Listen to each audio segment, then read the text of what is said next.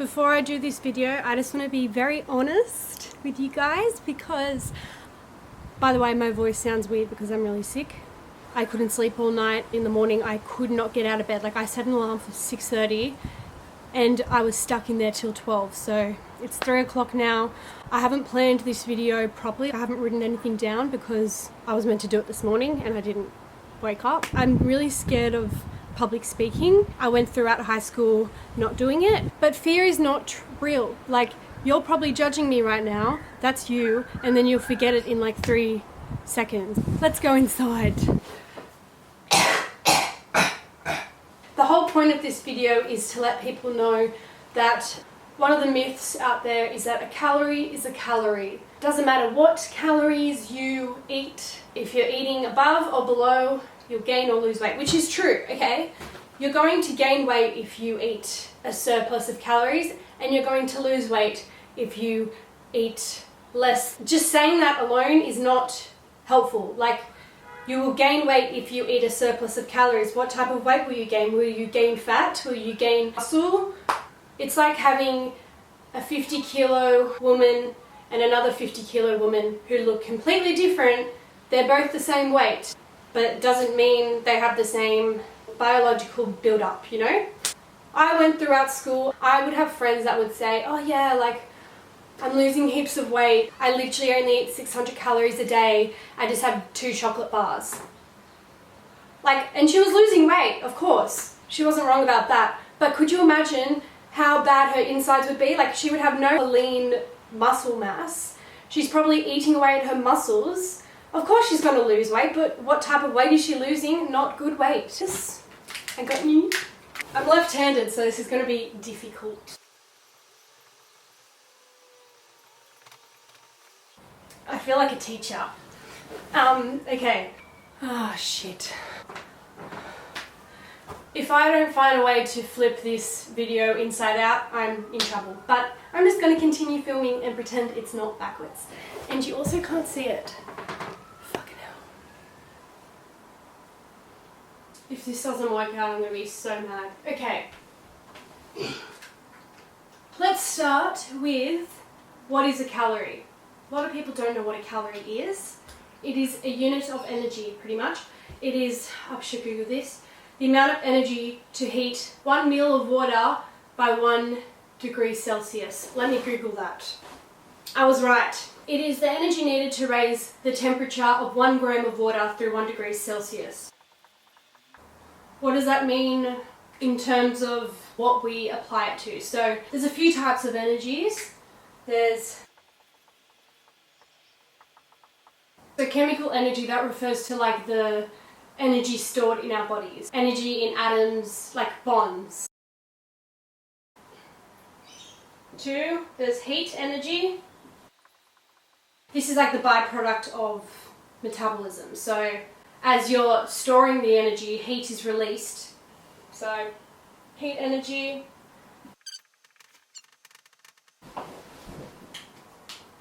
3, mechanical energy. So that's like the capacity to do work, like to be able to move. So our muscles have mechanical energy. So chemical energy, if you've done science, is like potential energy. Mechanical energy is like kinetic energy. And then 4, electrical energy. So that's like our brain signals, our nerves. Our thinking energy is electrical energy, pretty much.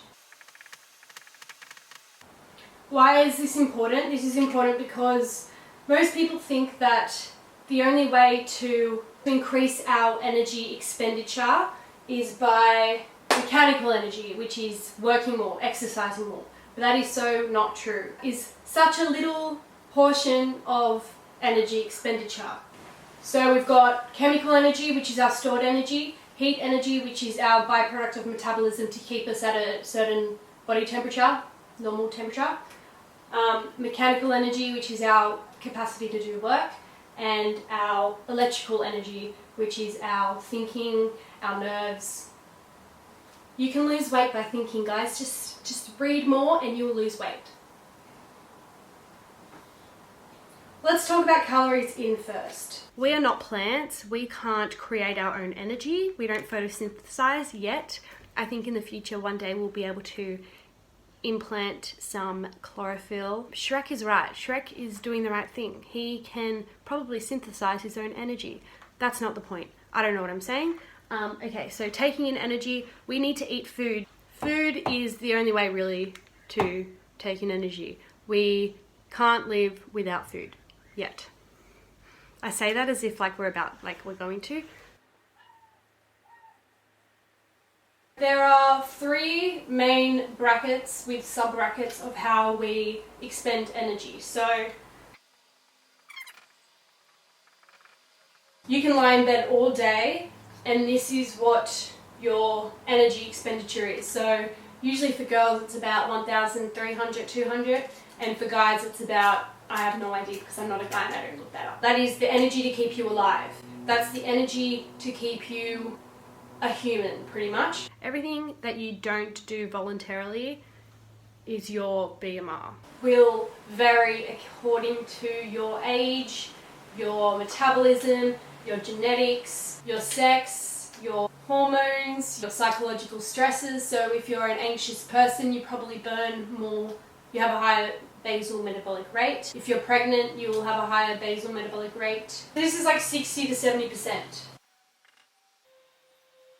Then you've got your thermal effect of food. So it's the catabolic process of breaking down your food. If you choose 100 calories of Coke as opposed to 100 calories of broccoli, you're going to consume less calories eating the broccoli because more calories have gone towards actually breaking it down. All foods have a different metabolic pathway in your body. I should probably write down the point. If you eat a steak with high fats and high protein, it's going to have a different effect on your body if you eat the same amount of calories of hot chips, because firstly they have a different way of breaking down. Secondly, they have different fates. So you die without fats. You're dead if you have no fats. You're dead if you have no protein, because that's what you're made of. You're not made of carbohydrates, so you can survive without eating carbohydrates. Carbs are good if you need energy, pretty much. If you're about to go for a run, you will have carbs because it gives you energy. But your body doesn't need carbs. That's what I'm trying to say. If you're about to go to the gym and you have heaps of carbs, that's fine because you need the energy. Carbs aren't bad if they're used properly. The third one is physical activity. So there's 2 components to this. There's NEAT, which is non-exercise activity thermogenesis. So that is pretty much like me right now. I'm leaning against a chair. The way I'm posturing myself to hold myself up is probably burning different amounts of energy as opposed to me lying down. So I'm not exercising, but my posture, if you know you are putting more effort into something, you're probably increasing your NEAT activity. So you've got your NEAT and you've got your exercise activity. So that is your actual active exercise. Exercise is up to 5%. For really active people, it can be 10% of your energy expenditure, but it really is not a huge factor. Non-exercise is actually 15%. So diet-induced thermogenesis is 10%.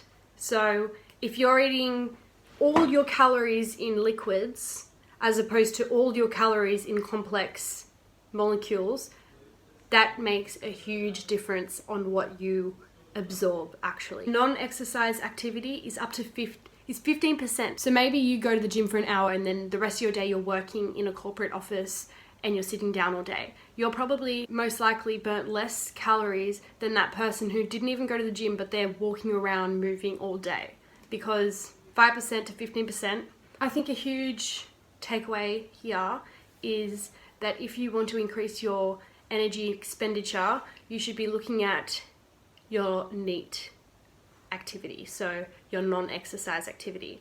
If you want to increase your energy expenditure, walk more, choose the further distance. When you're parking to the shops, park as far away as you can. Like little things like that. Even like how you're sitting down watching TV. Exercise is so good for you and you should still do it. But you need to look at the bigger picture of your day. Exercise activity is not the majority of your energy expenditure. And to all those girls that think eating 2 chocolate bars is going to make you lose weight, you're probably going to lose muscle mass. Like you can lose weight, yeah, but cool. But a fat calorie is not a sugar calorie.